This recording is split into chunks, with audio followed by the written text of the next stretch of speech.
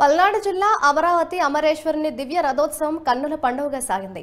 ప్రత్యేకంగా అలంకరించిన దివ్య రథంపై అమరేశ్వర స్వామివారి ఉత్సవ మూర్తులకు అత్యంత వైభవంగా అర్చకులు క్రతువులు నిర్వహించారు. రథోత్సవం సందర్భంగా కళాకారులు వివిధ వేషధారణలతో ఆకట్టుకున్నారు.